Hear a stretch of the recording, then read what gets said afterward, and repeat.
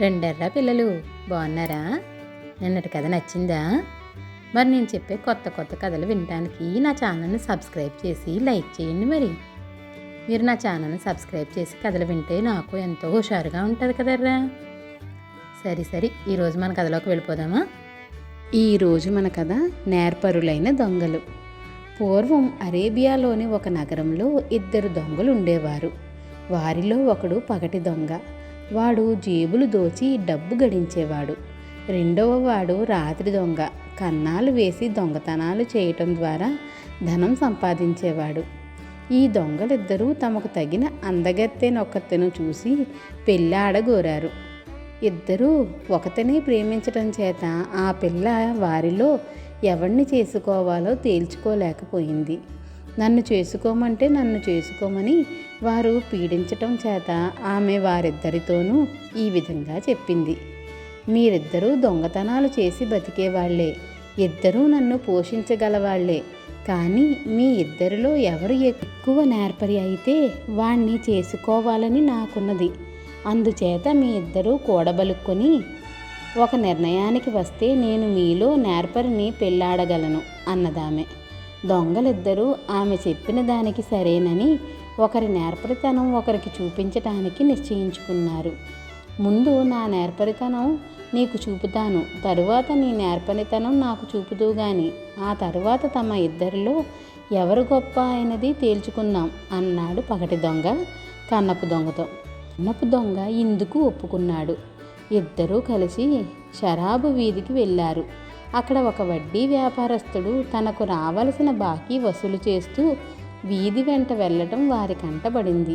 ఆ వడ్డీ వ్యాపారిని చూడు, వాడి జేబులో ఉండే సంచిలో చాలా సొమ్ము ఉంది, దాన్ని కాజేసుకు వస్తాను, చూసుకో అన్నాడు పగటి దొంగ. ఈ మాటలు విని కన్నపు దొంగ ఆశ్చర్యపడ్డాడు.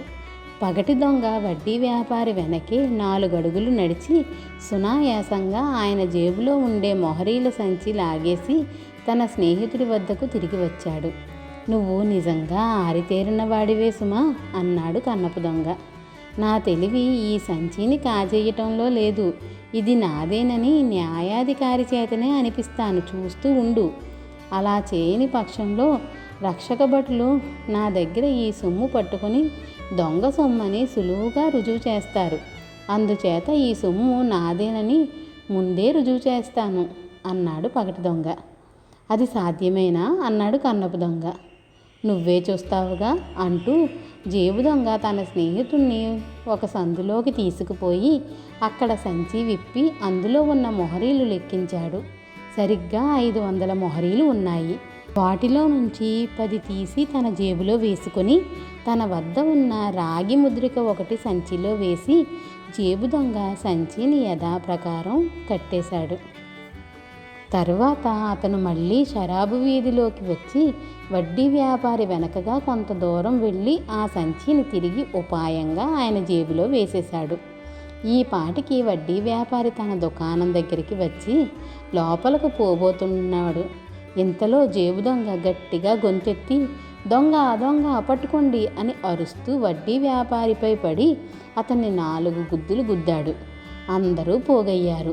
జేబు దొంగ వారితో, వీడు దొంగ ముండా కొడుకు, చూడండి పైకి ఎలాంటి పెద్ద మనిషిలాగా ఉన్నాడో, నా మొహరేల సంచి కాజేసి పోతున్నాడు అన్నాడు.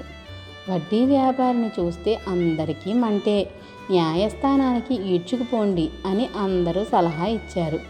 జేబు దొంగ వడ్డీ వ్యాపారిని రెక్కలు పట్టుకొని న్యాయస్థానానికి లాక్కుపోయి న్యాయాధికారితో, అయ్యా, ఈ ముసలివాడు నా మొహరీల సంచి కాజేశాడు, తమరు నాకు న్యాయం చెయ్యాలి అని విన్నవించుకున్నాడు. దొంగిలించిన సంచి ఏది అని అడిగాడు న్యాయాధికారి. వడ్డీ వ్యాపారి జేబులు పరికిస్తే సంచి ఉన్నది.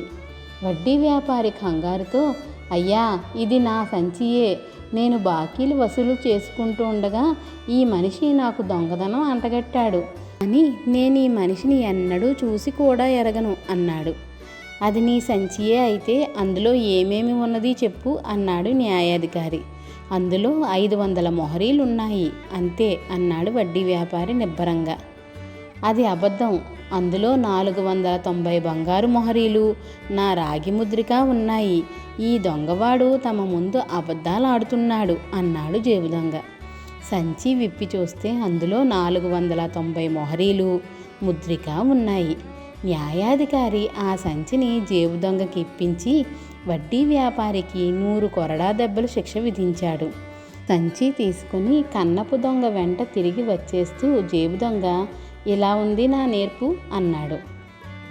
జేబు దొంగతనాలలో నీ నేర్పరితనం అసాధారణమైనదే, కానీ చీకటి దొంగతనాలలో నా నేర్పరితనం కూడా ఈ రాత్రికి చూపిస్తాను. అప్పుడు మనలో ఎవరు గొప్పో తేల్చుకుందాం అన్నాడు కన్నపు దొంగ. ఆ రాత్రి జాము పొద్దు పోగానే కన్నపు దొంగ ఒక తాటి నిచ్చెన తీసుకుని జేబు దొంగతో రాజభవనం దగ్గరికి వచ్చాడు.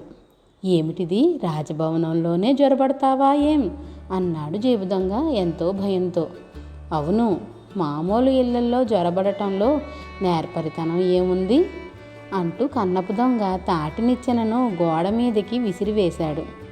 దానికి పట్టు చిక్కగానే కన్నపు దొంగ పైకి ఎక్కుతూ జేబు దొంగను తన నిచ్చెన ఎక్కి వెనకే రమ్మన్నాడు. ఇద్దరూ రాజుగారి ఆవరణలో ప్రవేశించారు.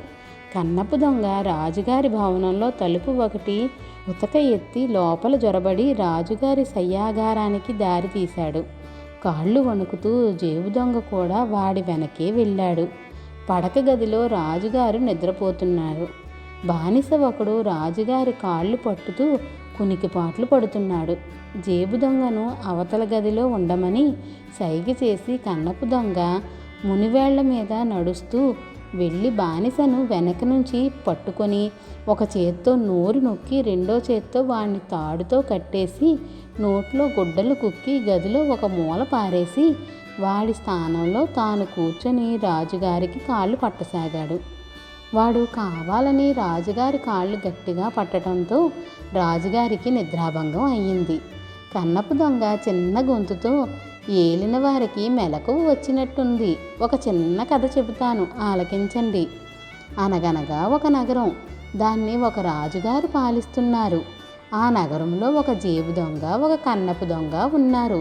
వారిద్దరిలో ఎవరు ఎక్కువ నేర్పరి అని సమస్య వచ్చింది.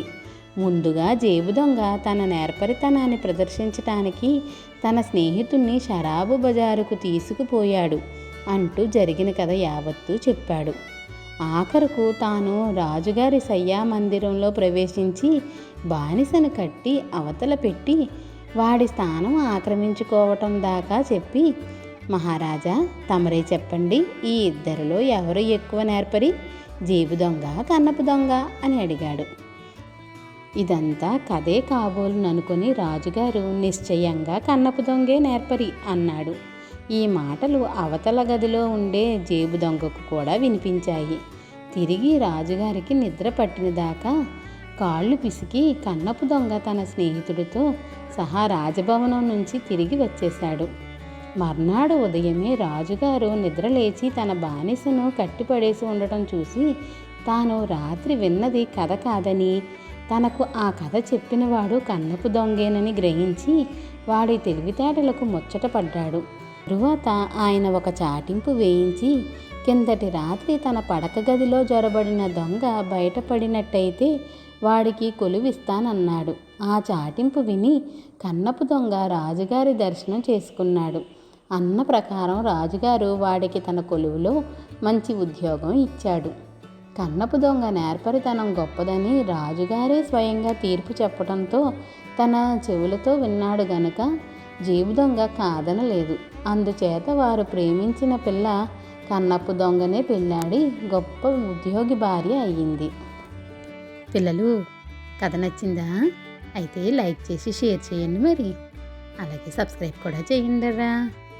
పిల్లలు, నా కథలు ఎలా ఉన్నాయో మీరు కామెంట్ల రూపంలో కూడా పెట్టండి. అలాగే మీరు ఎలాంటి కథలు వినాలనుకుంటున్నారో కూడా నాకు కామెంట్లలో పెట్టండి, సరేనా?